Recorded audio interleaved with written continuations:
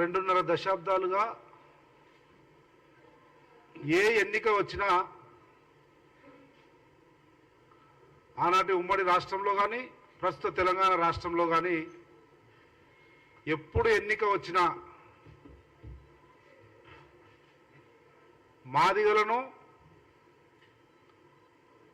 మాదిగల reservation A B C D వర్గీకరణను ఎన్నికల్లో పావుగా వాడుకునేటువంటి కుట్ర జరుగుతూ ఉంది. దాదాపు 2-3 దశాబ్దాలుగా ఉమ్మడి ఆంధ్రప్రదేశ్లో కానీ ఈరోజు తెలంగాణ రాష్ట్రంలో కానీ మాదిగల ఆత్మగౌరవాన్ని, మాదిగల హక్కును, రాజ్యాంగబద్ధంగా మాదిగలకు ఉన్నటువంటి స్వేచ్ఛను రాజకీయ ప్రయోజనాల కొరకు వాడుకుండడం మంచి పద్ధతి కాదు అని తీవ్రంగా హెచ్చరిస్తూ ఉన్నాం. అది మందకృష్ణ మాదిగ కానీ, భారతీయ జనతా పార్టీ కానీ, టీఆర్ఎస్ బీఆర్ఎస్ పార్టీ కానీ. ఎస్సీల వర్గీకరణ అన్నది ఏదో పెద్ద బ్రహ్మ పదార్థం అన్నట్లు,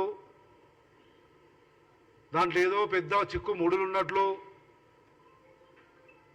ఎంతోమంది ఏదో చేస్తే తప్ప కానట్లు దాన్ని పెద్ద బూచిలాగా చూపి రాజకీయానికి వాడుకోవడానికి ప్రయత్నం చేస్తూ ఉన్నాయి రెండు పార్టీలు.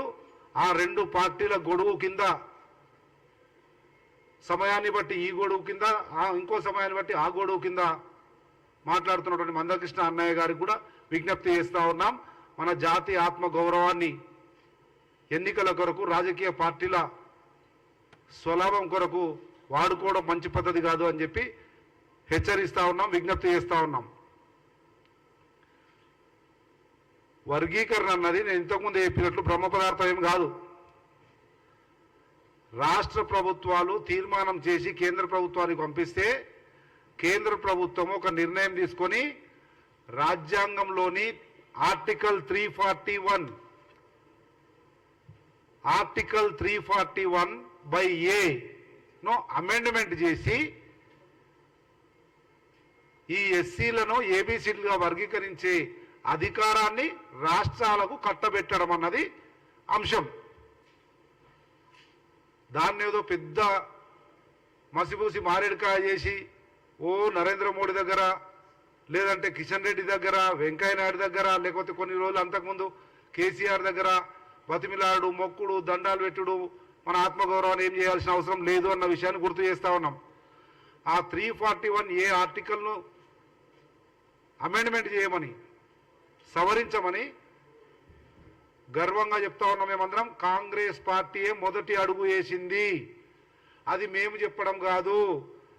గౌరవ మా అందరికీ ఇష్టమైన నాయకుడు మందాకృష్ణ మాదిగ గారే స్వయంగా రాసినటువంటి లేఖ.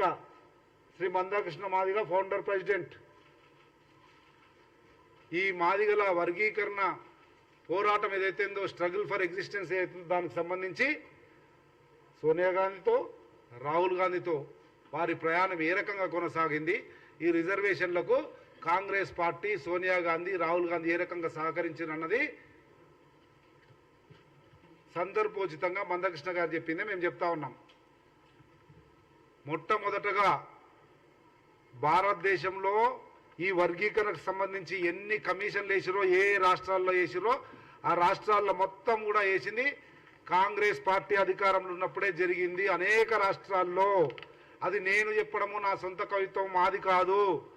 గౌరవ మందకృష్ణ మాదిగ గారు వ్యవస్థాపక MRPS అధ్యక్షుడిగా ఉండి అనేక సందర్భాల్లో మందకృష్ణ గారు చెప్పినటువంటి వాటినే ఉటంకిస్తా ఉన్నాయి. ఇది స్వయంగా మందకృష్ణ గారు రాసినటువంటి పుస్తకాలు. వాటిలో డాక్యుమెంటరీ ఎవిడెన్స్తో సహా అనేక సందర్భాల్లో కాంగ్రెస్ పార్టీ తప్ప మాదిగలకు శరణ్యం లేదు, పరమావధి లేదు, కాంగ్రెస్ పార్టీ మాత్రమే మనకు చట్టబద్ధంగా న్యాయం, ధర్మం చేస్తుంది అని మందకృష్ణ గారే చెప్పినటువంటి విషయాలను మీకు సాక్ష్యంగా, సందర్భోచితంగా తెలియజేస్తా ఉన్నాం.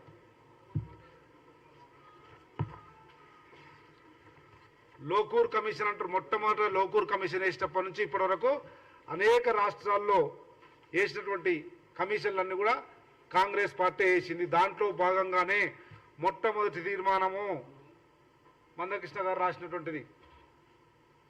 వైఎస్ రాజశేఖర రెడ్డి గారు ఎస్సీ వర్గీకరణకు సంబంధించి అనుకూలంగా చేసిన ప్రకటనలు.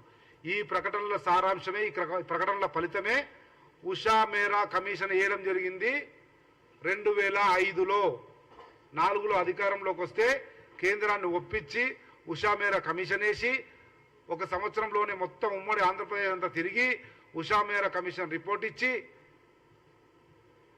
2014 రెండవ యూపీఏ 2లో గవర్నమెంట్ ఆమోదం తెలిపే క్రమంలో తెలంగాణ ఉద్యమం ఉవ్వెత్తున ఎగసిపడుతున్నటువంటి సందర్భంలో ఉషా మేరా కమిషన్ రిపోర్టు ఏదైతే వర్గీకరణకు సానుకూలంగా రాజ్యాంగంలోని ఆర్టికల్ 341 సవరించి ఈ వర్గీకరణ అంశము, వర్గీకరణ అధికారము రాష్ట్రాలకు ఇవ్వండి, బదలాయించండి అధికారాన్ని అని చెప్పినటువంటిది కేంద్ర ప్రభుత్వం టేబుల్ మీద ఉంది. మన్మోహన్ సింగ్ గారు ప్రధానమంత్రి ఉన్నారు. అప్పుడు చేస్తున్న క్రమంలో కాంగ్రెస్ పార్టీ చారిత్రాత్మక నిర్ణయం తీసుకొని ఎస్సీలను వర్గీకరించడానికి ముందుకొచ్చింది. ఆ సందర్భంలో తెలంగాణ ఉద్యమం రావడం, తెలంగాణ రాష్ట్రాన్ని ప్రకటించడం, దీనికంటే గంభీరమైన రాష్ట్ర అవతరణ అన్నది ముందుకుండడం వల్ల అది మరుగున పడింది. దాని తర్వాత ఏం జరిగింది మేము ఈరోజు అడుగుతా ఉన్నాం. యావత్ తెలంగాణ సమాజానికి కాంగ్రెస్ పార్టీ తరఫున సమాధానం చెప్తా ఉన్నాం. విశ్లేషించి వాస్తవాలను చెప్పదలుచుకున్నాం. తెలంగాణ రాష్ట్రం వచ్చిన తర్వాత నేనే స్వయంగా అలంపూర్ శాసనసభ్యుడిగా ఒక మాదిగ బిడ్డగా బయట మందకృష్ణ గారు ఉద్యమం చేస్తూ ఉంటే కాంగ్రెస్ పార్టీ పూర్తిగా ఈ వర్గీకరణకు సమ్మతించింది, మేనిఫెస్టోలో పెట్టింది, కేంద్ర ప్రభుత్వాన్ని ఒప్పించింది, ఉషా మేరా కమిషన్ వేసింది. కమిషన్ రిపోర్టును కేంద్ర ప్రభుత్వం ముందుంచింది. కేంద్ర ప్రభుత్వము ఆమోదించే క్రమంలో తెలంగాణ ఉద్యమం వచ్చి తెలంగాణ రాష్ట్రం వచ్చిన తర్వాత ఏం జరిగింది? 10 సంవత్సరాలు ఎక్కడ పోయింది? బీఆర్ఎస్ పార్టీ తెలంగాణ రాష్ట్రంలో అధికారంలో ఉండి సంపత్ కుమార్ అనే కాంగ్రెస్ బిడ్డ, మాదిగ బిడ్డ అసెంబ్లీలో కొట్లాడిండు, గర్జించిండు, పోరాడిండు, మెడలు వంచి తీర్మానం చేపించిండు 2 సార్లు. ఇదే బీఆర్ఎస్ కల్వకుంట్ల చంద్రశేఖరరావు నాయకత్వంలోని ప్రభుత్వం మీద. కానీ ఏం జరిగింది? మా టేబుల్ మీద పెట్టిరు, తీర్మానం చేసినట్లు బుట్ట దాఖలు చేసిర్రు. తీర్మానం కాపీ, దానికి సంబంధించినటువంటి స్టాటిస్టిక్స్ కానీ లేదంటే ఆనాటి ఉషా మేరా కమిషన్ ఇచ్చిన రిపోర్ట్ కానీ ఏవి కూడా కేంద్ర ప్రభుత్వానికి పంపించకుండా మాదిగల మీద వివక్ష చూపి, మాదిగలు ఒక్కరు కూడా మంత్రి పదవిలో లేకుండా, మాదిగల వాయిస్ వినే అవకాశం లేకుండా దళితులను బానిసలుగా చూసినటువంటి బీఆర్ఎస్ పార్టీ 10 సంవత్సరాలు దళితులను, మరీ ముఖ్యంగా మాదిగలను అన్యాయం చేసింది. మా తలరాతలను తొక్కిపడేసింది. అటువంటి క్రమంలో అడగలేవారు. సంపత్ కుమార్ అడిగిండు. ఆ రోజు టీడీపీ పార్టీలో ఉన్న నేటి ముఖ్యమంత్రి రేవంత్ రెడ్డి గారు ఆ రోజు సంపత్ కుమార్ గొంతుగా కలిపిండు. అనుభవజ్ఞుడు, నాకు అండగా నిలబడ్డాడు. ఇద్దరిని శాసనసభల 3 రోజులు సస్పెండ్ చేసి శాసనసభ నడిపించుకొని దళితుల, మాదిగల గొంతు వినపడకుండా చేసిరు తప్ప ఈ అంశంలో ఒక్క అడుగు కూడా ముందుకేలే బీఆర్ఎస్ పార్టీ. ఆ రోజు ప్రశ్నించలేనేవు. తెలంగాణ సమాజం ఇది గ్రహించింది కనుకనే. అదే ఉషా మేరా కమిషన్ రిపోర్ట్ అక్కడ ఉంది. ఇక్కడ అంటే మాదిగల వ్యతిరేక ప్రభుత్వం ఉండే టీఆర్ఎస్ పార్టీ. కానీ నరేంద్ర మోడీ నాయకత్వంలోని బీఆర్ఎస్ ప్రభుత్వము, బీజేపీ ప్రభుత్వం కేంద్రంలో ఏం చేసింది? 10 సంవత్సరాలు ఉషా మేరా కమిషన్ రిపోర్ట్ ఉంది. సోషల్ జస్టిస్ మినిస్ట్రీలా నిజంగా ఈ కిషన్ రెడ్డి ఒగలేర్పులు, లేదంటే ఆ ఫస్ట్ ఎన్డీఏ గవర్నమెంట్లో ఉన్న వెంకయ్య నాయుడు గారు నిజంగా కట్టుబడే ఉంటే, మందకృష్ణ వాళ్ళతో అంటగాగితే, వాళ్ళకి ఏమాత్రం చిత్తశుద్ధి ఉన్నా వాళ్ళ మొదటి టర్మ్ లోపలనే ఉషా మేరా కమిషన్ రిపోర్ట్ను ఆమోదించి 341A ఆర్టికల్ను సవరించి రాష్ట్రాలకు అధికారం ఇచ్చేది ఉంది. అది ఇయ్యలే. అటు వాళ్ళు చేయలే, ఇటు వీళ్ళు చేయలే. అయినా 10 సంవత్సరాలు ఏం చేసిందన్నది గౌరవనీయులు మందకృష్ణ మాదిగ గారే చెప్పిండ్రు. కాంగ్రెస్ పార్టీ కట్టుబడి ఉంది, ఇవన్నీ చేసింది అని. మళ్ళీ అదే రెండవసారి బీజేపీ అధికారంలోకి వచ్చిన తర్వాత మా రాహుల్ గాంధీ తోటి మందకృష్ణ మాదిగ గారు వారితో ఒప్పించి, మీరందరూ సాక్ష్యం, ప్లాజా హోటల్ మేము అధికారంలో లేం, ప్లాజా హోటల్లో మీడియా సాక్షి, మీరందరూ మీ అందరి సమక్షంలో కూడా వర్గీకరణ కట్టుబడి ఉన్నాం, కేంద్ర ప్రభుత్వము ఇంకా తాత్సారం చేస్తుందని చెప్పినాం. అది కాంగ్రెస్ పార్టీ మాదిగల పక్షాన, వర్గీకరణ పక్షాన, బడుగు వర్గాల పక్షాన కాంగ్రెస్ పార్టీ యొక్క స్టాండ్ అన్న వాస్తవాన్ని మందకృష్ణ అన్న గుర్తించాలి, యావత్ తెలంగాణ సమాజం కూడా గుర్తించాలి అన్న విషయాన్ని విజ్ఞప్తి చేస్తూ, ఈరోజు మళ్ళీ ఎన్నికలు వచ్చినాయి కదా అని పేపర్, ఏ పేపర్ చూస్తే ఆ పేపర్లో పెద్ద పెద్ద అక్షరాలతో బీఆర్ఎస్ కాంగ్రెస్లు మాదిగ ద్రోహ పార్టీలే. ఎట్లా ద్రోహులండి? ఉషా మీరా కమిషన్ వేసింది కాంగ్రెస్ బరాబర్ బీఆర్ఎస్ పార్టీ మాదిగల ద్రోహి, బడుగుల ద్రోహి, దళితుల ద్రోహి, అందుకే పోయింది, ఊడ్చుకుపోయింది. జాకి పెట్టి లేపితే కూడా ఎక్కే పరిస్థితి లేదు బీఆర్ఎస్ పార్టీ తెలంగాణ రాష్ట్రంలో, దాని గురించి లేదు. ఎట్లా కాంగ్రెస్ అవుతుంది? ఉషా మీరా కమిషన్ వేసినందుక, ఆర్టికల్ 341A అమెండ్మెంట్ చేయమన్నందుక, శాసనసభల గొంతెత్తి పోరాడినందుక, 4 సార్లు డెలిగేషన్ తీసుకుపోయి కేంద్ర ప్రభుత్వంతో ఒప్పించినందుక ద్రోహి ఎట్లా మాట్లాడతారండి? ఇంకొక పేపర్లో బీజేపీలోనే మాదిగల ఎదుగుదల భవిష్యత్తు. ఎక్కడ ఎదుగుదల, ఎక్కడ భవిష్యత్తు? 10 సంవత్సరాలు 10 నిమిషాల్లో నరేంద్ర మోడీ, అమిత్ షా అనుకుంటే క్యాబినెట్ మీటింగ్లో ఉషా మీరా కమిటీ రికమెండేషన్స్ పెట్టి క్యాబినెట్ ఆమోదిస్తే 341A అమెండ్మెంట్ అవుతుంది. మాదిగలు కళ్ళల్లో కాంతి చూసేవాళ్ళం. ఏం చేశారు 10 సంవత్సరాలు? భారతీయ జనతా పార్టీ ఓట్ల పేరు మీద, సీట్ల పేరు మీద రాజకీయం కొరకు 10 సంవత్సరాలు తాత్సారం చేసి 10 నిమిషాలు క్యాబినెట్ మీటింగ్లో చేయగలిగింది. చేయలేక ఈరోజు ఎన్నికలప్పుడు మందకృష్ణన్న చెప్తాడు బీజేపీలోనే మాదిగల ఎదుగుదల. ఎట్లా ఎదుగుదల? లక్షలాది మంది మాదిగల జీవితాలను బుగ్గిపాలు చేసింది 10 సంవత్సరాలుగా భారతీయ జనతా పార్టీ. అదే 10 సంవత్సరాలు కాంగ్రెస్ పార్టీ అధికారంలోని మాదిగలను ఎదిగించింది. మాదిగల జీవితాలను, మాదిగల తలరాతలను మార్చడానికి ఉషా మీరా కమిటీ వేసింది. కొన్ని రోజుల్లోనే అయిపోయి దురదృష్టవశాత్తు మేము అధికారం కోల్పోయాం. అది కాంగ్రెస్ పార్టీకి బీజేపీ పార్టీకి ఉన్న డిఫరెన్స్. భారతీయ జనతా పార్టీ అంటేనే మనవాద పార్టీ, దళిత వ్యతిరేక పార్టీ, దళితులను అసహించుకునే పార్టీ, దళితులను గడప బయట పెట్టే పార్టీ. అటువంటి భారతీయ జనతా పార్టీతోటి అంటగాగి కాంగ్రెస్ పార్టీకి మరకలంటిస్తావు. నీకు, నీ జాతికి ఈరోజు ఈ స్థాయిలో గౌరవం, మర్యాద, స్థానం దొరికిందంటే కాంగ్రెస్ పార్టీ నుంచి దొరికింది. అటువంటి కాంగ్రెస్ పార్టీకి మరకలంటించి మన జాతి వ్యతిరేక పార్టీ, మన జాతిని గడప బయట పెట్టే పార్టీని, మనువాద పార్టీని భుజానికి ఎత్తుకుంటున్నాం. మంచి పద్ధతి కాదని విజ్ఞప్తి చేస్తా ఉన్నాం.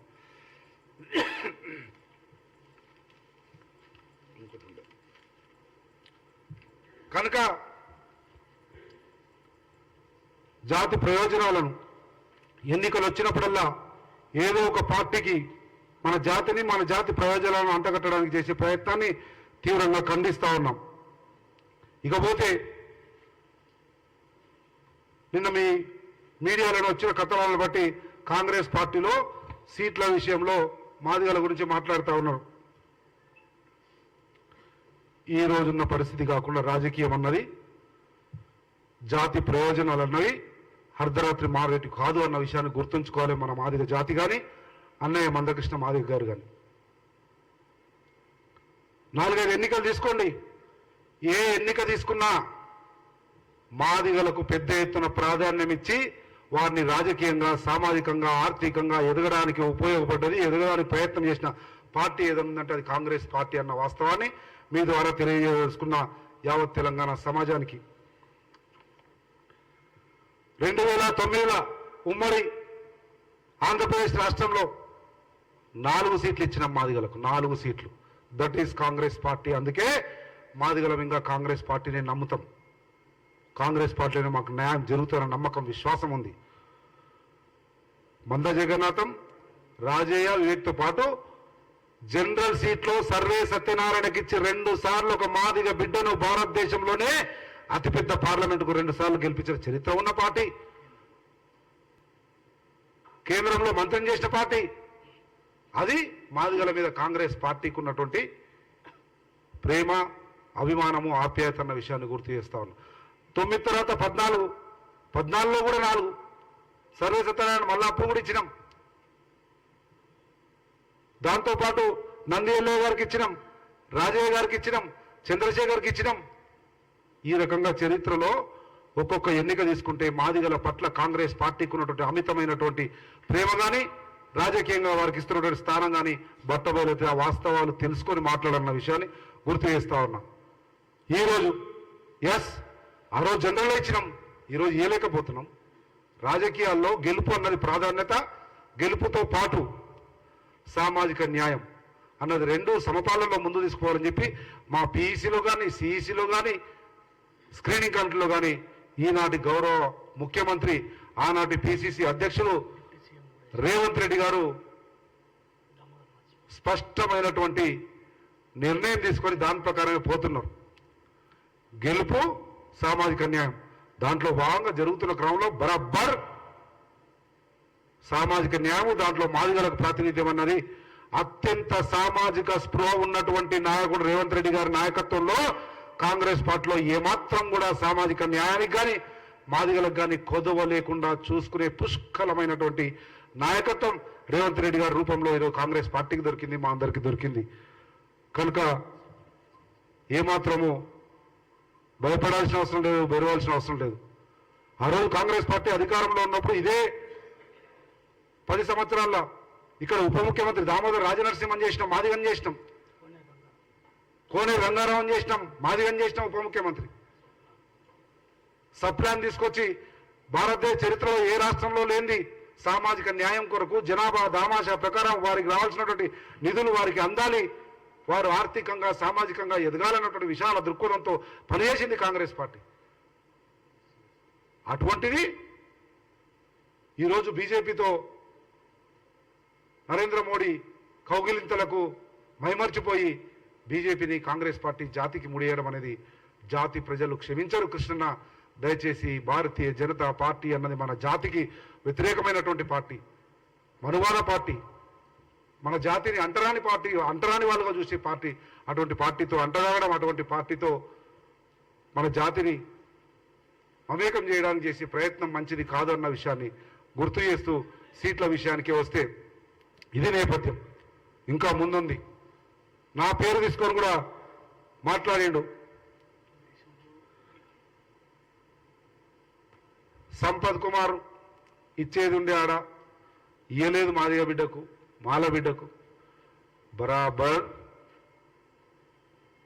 కాంగ్రెస్ పార్టీ వేదిక మీద నా నాయకుడు రేవంత్ రెడ్డి గారి దగ్గర, మా నాయకురాలు సోనియా గాంధీ దగ్గర స్పష్టంగా ఏం చెప్పాలనో అది చెప్పినాం, చెప్తాం. ఇంకా క్రమం ఇంకా చాలా 100 రోజులైంది. 100 రోజులే అండి. 10 సంవత్సరాలు ఏం చేసింది బీజేపీ? ఎట్లా మాట్లాడుతున్నావు కృష్ణన్న అని అడుగుతా ఉన్నాం. ఏం ముఖం పెట్టుకొని జాతికి చెప్తావు? బీజేపీని మొదలమంటున్నావు. ఏం చేసింది బీజేపీ దళితులకు, మాదిగలకు, మాలలకు? ఒక్క సమాధానం చెప్పండి. ఛాలెంజ్ చేస్తారండి. ఇక్కడ ఉన్న టీఆర్ఎస్ పార్టీ అయితే మోసం చేసింది. అసెంబ్లీలో లేదంటే మంత్రివర్గంలో, సెక్రటరియట్ ఆఫీసులలో ఎక్కడ కూడా మాదిగలకు న్యాయం చేయలే, పోయింది, ఊడ్చుకుపోయింది. కానీ 10 సంవత్సరాల నరేంద్ర మోడీ నాయకత్వంలో ఏం చేసింది? ఏం నైతికంగా చెప్తావు? ఏ రకంగా మన జాతి ప్రయోజనాలను భారతీయ జనతా పార్టీకి తాకట్టు పెడతామని అడుగుతా ఉన్నాం. ఈరోజు చెప్తా ఉన్నాం ధైర్యంగా, రాసి పెట్టుకో. సంపత్ కుమార్కు టికెట్ ఇవ్వలేదంటారు కదా, ధైర్యంగా చెప్తా ఉన్నా. టికెట్ ఇవ్వకపోయినా సంపత్ కుమార్ అనే చిన్న బిడ్డను ఎమ్మెల్యే చేసింది, ఏసీ సెక్రటరీ చేసింది. జాతీయ స్థాయిలో ఎక్కడ వీలైతే అక్కడ నా స్థాయిని, నా గౌరవాన్ని పెంచడానికి కాంగ్రెస్ పార్టీ నాకు అన్ని రకాలుగా అండగా నిలబడది.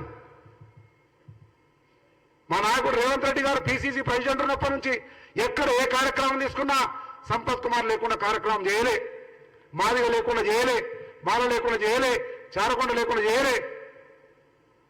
అదే చూపి నరేంద్ర మోడీ పక్కన ఒక మాదిగను, అదే చూపి కేసీఆర్ పక్కన ఒక మాదిగను. కానీ మా రేవంత్ రెడ్డి గారు అనుక్షణం సామాజిక స్పృహతో ఎక్కడ అడుగేసినా పక్కనేసి అడుగులో ఒక మాదిగ ఉండాలి, ఒక మాలు ఉండాలి, ఒక బీసీ ఉండాలి, ఈడిగా ఉండాలి, ముదిరాలు ఉండాలని అడుగులేసి నాయకుడు రేవంత్ రెడ్డి గారు సుభిక్షమైన సామాజిక న్యాయంతో కూడిన పరిపాలనను తెలంగాణ రాష్ట్రంలో ఇస్తున్నాడు. అటువంటి నువ్వు హర్షించాల్సింది పోయి 2018లో 14లో ఇదే గద్దర్ గారు, కృష్ణయ్య గారు, మందకృష్ణ గారు రాహుల్ గాంధీతో పాటు ఆనాటి పిసిసి అధ్యక్షులతో పాటు హెలికాప్టర్లో ప్రయాణించి మన భావజాలం, కాంగ్రెస్ భావజాలం అంటే ఎంఆర్పిఎస్ భావజాలం, దళిత భావజాలం, బడుగు బలహీన వర్గాల భావజాలం, కాంగ్రెస్ భావజాలం ఒకటే అన్నటువంటి ఆలోచనకు వచ్చి కలిసి మనందరం తిరగలే. నేను కూడా దాంట్లో కలిసి మనందరం ప్రయాణం చేయలే. ఆ రోజు నీవే విజ్ఞప్తి చేయలే, కాంగ్రెస్ పార్టీ దళితులకు, మాదిగలకు న్యాయం చేస్తుందని. ఈరోజు ఏం చూసి నరేంద్ర మోడీని మొక్కుతున్నావు? ఏం చూసి నరేంద్ర మోడీకి ఓటేయమంటున్నావు? ఏం చూసి మన జాతి ప్రయోజనాలను నరేంద్ర మోడీ దగ్గర మోకరిల్లమంటా ఉన్నాము? ఆలోచన చేయవలసిందిగా విజ్ఞప్తి చేస్తా ఉన్నాం. అయిపోలే. సంపత్ కుమార్కు గాడ్ ఫాదర్ లేరంట, మాదిగలో గాడ్ ఫాదర్ లేరంట, అందుకని పోయిందట. ఈ స్థాయిలో ఉన్న మహారాష్ట్ర పోయినా, ఛత్తీస్గఢ్ పోయినా, జార్ఖండ్ పోయినా ఏఐసిసి కార్యదర్శిగా నన్ను గౌరవిస్తున్నారు, నాకు అవకాశం ఇచ్చినంటే only just because of Congress party and Sonia Gandhi, Rahul Gandhi, Mallikarjun ఖార్గేలు, స్థానికంగా రేవంత్ రెడ్డి గారు ఆ రకంగా మమ్మల్ని పైకి ఎత్తిన కనుకనే మాదిగలుగా మేము ఈ స్థానంలో ఉన్నాం. సంపత్ కుమార్కు గాడ్ ఫాదర్ లేడట. గాడ్ ఫాదర్ లేని ఏడు దాకా వచ్చిందా? గాడ్ ఫాదర్ లేని ఎమ్మెల్యే అయినా, గాడ్ ఫాదర్ లేని ఏ సెక్రటరీ? కాంగ్రెస్ పార్టీ నాకు గాడ్ ఫాదర్. ఈ క్షణం చెప్తా ఉన్నా, అంత చర్చ జరిగింది కనుక నా పేరు మీద చెప్తా ఉన్నా, యావత్ తెలంగాణ సమాజానికి కూడా చెప్తా ఉన్నా.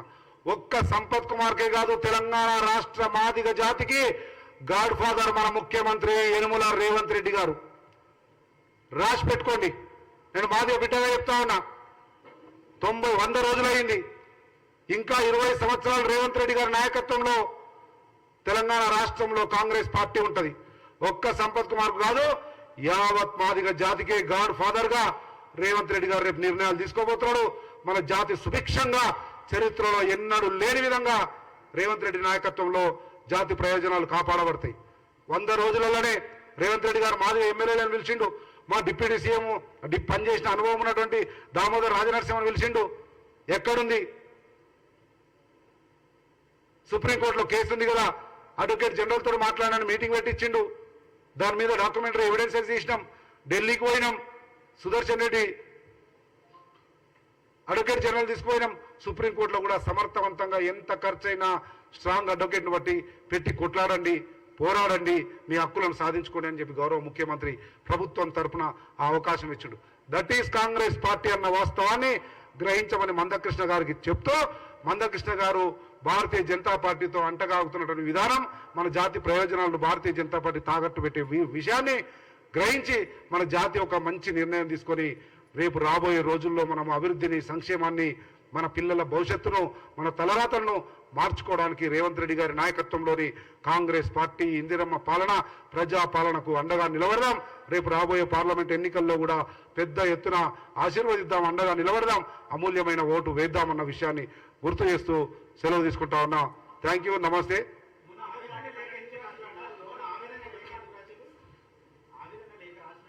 బరాబర్ లేఖ రాసిన 2 రోజుల తర్వాత మళ్ళీ ఏదైనా ఉంటే మళ్ళా రాస్తా, మళ్ళీ ఏమైనా ఉంటే మళ్ళా రాస్తా. లేఖ రాయడం అనేది నా తల్లి సోనియా గాంధీకి, నా తండ్రి ఖార్గే గారికి, నా అన్న రాహుల్ గాంధీకి రాసిన నా మొర, నా అన్న నాకు ముద్దుల అన్నయ్యగా ఆ రోజు ఉన్నటువంటి ఆయన ఈరోజు ముఖ్యమంత్రిగా ఉన్నాడు, పిసిసి ప్రెసిడెంట్గా ఉన్నాడు, ఆయన కూడా రాస్తా, చెప్తా. నా హక్కులు కాపాడుకోవడం కోసం, నా జాతి ప్రయోజనాలు కాపాడు కోసం నాకు అన్యాయం జరుగుతున్నప్పుడు బరాబర్ చెప్తాం, చర్చిస్తాం, తేల్చుకుంటాం. తప్పేం లేదు. ఒకరొకరు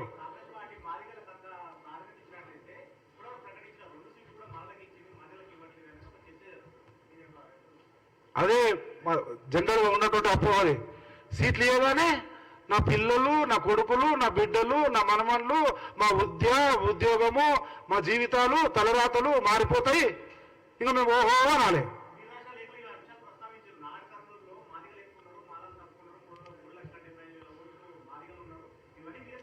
100% నేనే ప్రస్తావించిన. నేను ప్రస్తావించినది కూడా ఏది అవాస్తవం కాదు, సంపత్ కుమార్ సొంత కవిత్వం కాదు, స్టాటిస్టిక్స్ రికార్డ్స్ ప్రకారమే నేను పెట్టిన. నా తల్లికి ఇచ్చిన, నా అన్న రేవంత్ రెడ్డికి ఇచ్చిన, నా ఇంకో అన్న రాహుల్ గాంధీకి ఇచ్చిన, నా తండ్రి మల్లికార్జున్ ఖార్గేకి ఇచ్చిన. వాళ్ళు అన్ని చూసిర్రు, వీరండి అన్ని చూసిర్రు, పరిశీలించర్రు, విశ్లేషించర్రు. గెలుపు చూసి కానీ, ఆర్థిక వనరులు చూసి కానీ, వయసు రీత్యా కానీ, ఇంకో ఆప్షన్ ఉందని కానీ వాళ్ళ నిర్ణయం తీసుకున్నారు. నిర్ణయం తీసుకునే వరకు సంపత్ కుమార్ కొట్లాడుతూ ఉంటాడు, గర్జిస్తూనే ఉంటాడు, పోరాడుతూనే ఉంటాడు, అడుగుతూనే ఉంటాడు. కానీ నిర్ణయం తీసుకున్న తర్వాత ఆ నిర్ణయంలో వాస్తవం దాగి ఉంది అని గ్రహించిన తర్వాత బరాబర్ కాంగ్రెస్ పార్టీ నిర్ణయానికి కట్టుబడి పనిచేస్తుంది.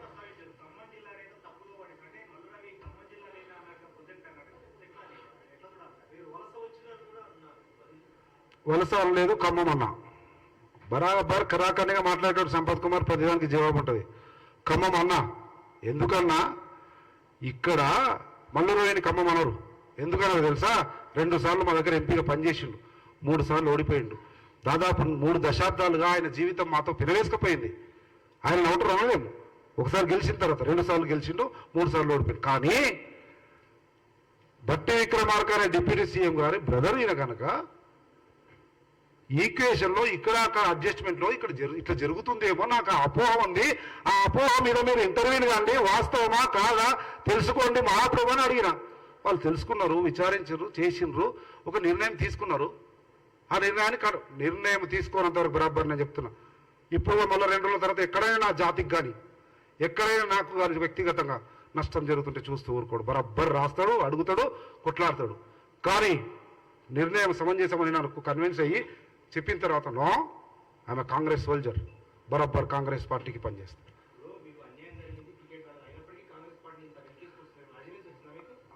అదే పొరపాటు. అన్యాయం జరుగుతుంది అనేటువంటి ఆలోచనతో నేను పెట్టినా ఇంతకంటే మంచి 4 కాదు 40 వస్తాయి మాదిగలకు.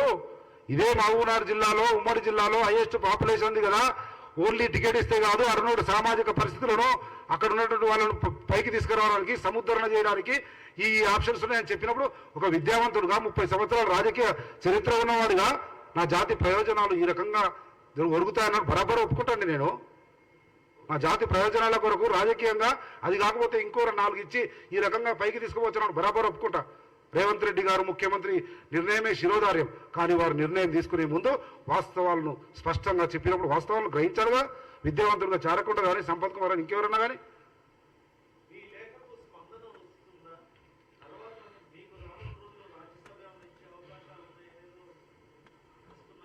నేను ముందే చెప్పిన రాజ్యసభలు, ఎమ్మెల్సీలు, లొటపీసులు వాటిని చూసి పోయేటోడు కాదు సంపత్ కుమార్. గౌరవ ముఖ్యమంత్రి ఏమనుకుంటున్నారు అది ఊహించి చెప్పే స్థాయి కాదు నాది, అవసరమూ లేదు.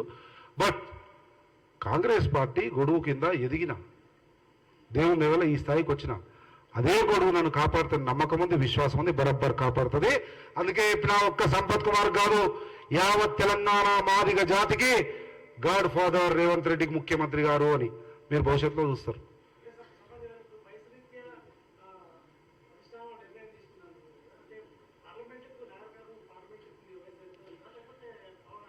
Your mistake my gentle man.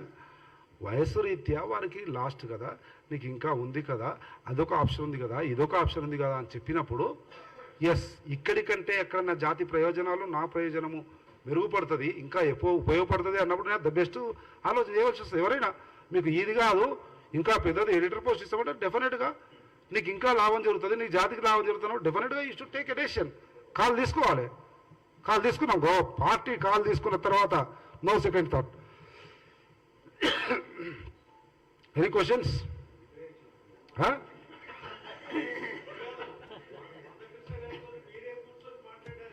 రేపొద్దున మళ్ళీ పోతాము, కూర్చుంటాము.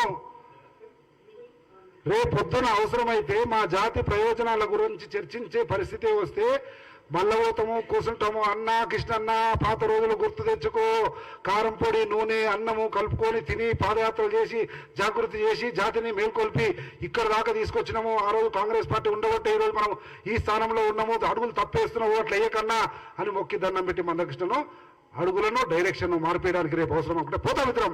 ఎందుకో ఆయన కొరకు కాదు, అనేక మంది మేధావులు ఉన్నారు, విద్యావంతులు ఉన్నారు, రాజకీయ నాయకులు ఉన్నారు, ప్రొఫెసర్లు ఉన్నారు. వాళ్ళందరితో అనుదినము చర్చించి మేధోమదనం చేస్తే వచ్చినటువంటి ఒక అంశము వర్గీకరణ. ఆ దాంట్లో ఎక్కడైనా పోతాం.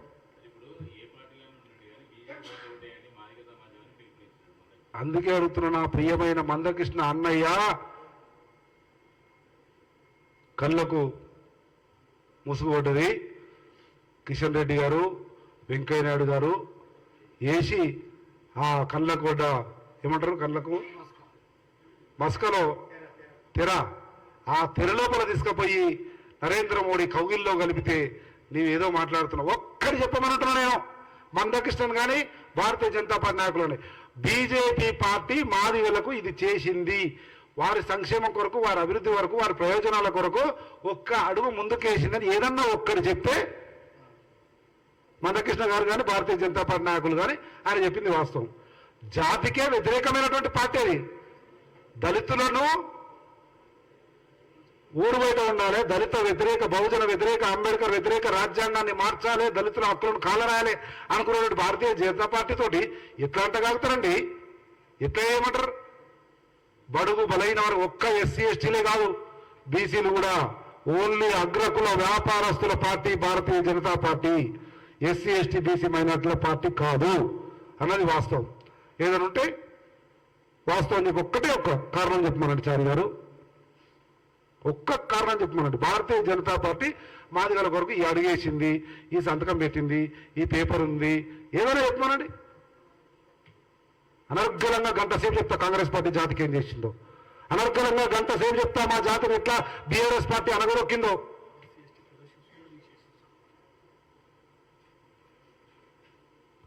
ఓకే, థ్యాంక్ యూ, నమస్తే.